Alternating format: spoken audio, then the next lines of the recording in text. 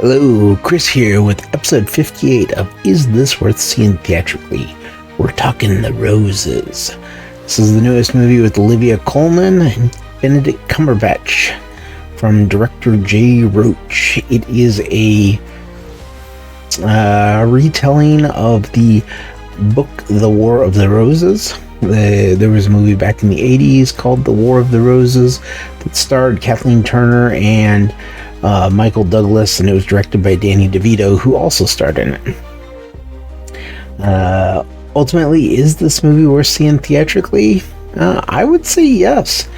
I actually enjoyed this one quite a bit. It's been a few years since I've seen the original, and this does make me want to go back and rewatch the one with Danny DeVito and Michael Douglas. But I thought this was actually pretty funny. It does deal with a whole marriage and relationship ego that comes with it, but it's well worth it. It was entertaining. Laughed quite a few times during the movie. The nice thing is there's a lot of scenes in the trailers that were not actually in the movie, so there's a lot more that wasn't spoiled by the trailers, which is always a nice thing. So I'd highly recommend it based on that. Now I'm going to kind of go into spoiler territory here. So if you don't want the movie spoiled for you, just go ahead and end the video now. But if you could give it a like, subscribe to the channel, and comment down below, I'd appreciate that. Now, spoiler-wise, this movie does kind of differ quite a bit from the Michael Douglas one in the sense that they focus more on, like, the children and them kind of in a happy relationship up to a certain point. So probably the first hour of the movie focuses more on, like, the relationship aspect and how they kind of got together and how the dynamic between the two of them changed, with Benedict Cumberbatch's character being he's not an engineer, he is a designer in this one.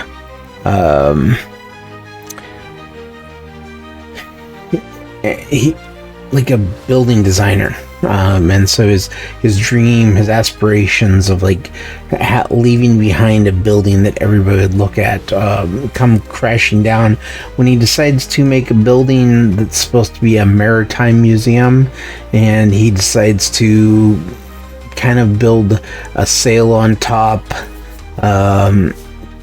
which then of course results in, you know, the storm coming in, destroying it, and the entire building comes crashing down along with his hopes and dreams. It's all a metaphor. Great, fantastic for that. And then of course Olivia Colman plays Ivy Rose, the wife, who her aspirations and dreams are to be this famous chef, and she kind of becomes that famous chef, and his dreams crumble and kind of disappear, so he ends up taking over the household dynamic of the father who raises his kids up under strict, there's goals and guidelines, and this is what we're working towards. Whereas prior to that, when the mom was raising them, she was free-spirited. They could eat whatever they want because their bodies would tell them that, you know, they're diabetic. And so obviously the body's trying to get rid of all the sugar that she's trying to kind of have them taken as kids. And so they kind of slowly, as the movie goes on, she starts to resent him for being able to spend all this time with the kids that she's not able to, because she's kind of building this empire of restaurants. I mean, the name of the restaurants, we've got Crabs, and so it's just kind of like pure luck that when his dreams crash and burn. Hers are kind of ignited that same day because of a gourmet food critic. And so it's a lot of the humor in this movie comes from the fact that you've got not only these English people in Benedict Cumberbatch and Olivia Colman who end up coming to America and meeting out with their American friends played by Andy Samberg and Kate McKinnon,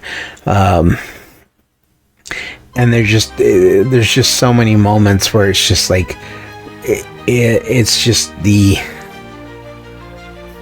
pure audacity of the American friends believe that you're having, you know, a joking conversation going on when in reality is they're actually really upset with each other, but they don't understand like there's this whole entire belief that, you know, they're saying what they're saying because they think it's funny, and the American friends are kind of like, oh, they're saying the way they're saying it because of their accents. They're not actually mad at each other. They're not trying to like express their feelings. They're just joking around with each other. So they're like, well, why don't we try this? And we'll just kind of, you know, and there's some pretty funny moments that occur when this happens. In the original book that the movie's based on, it was all about materialism and like how it can lead to a path of destruction. This one kind of has that going for it, but it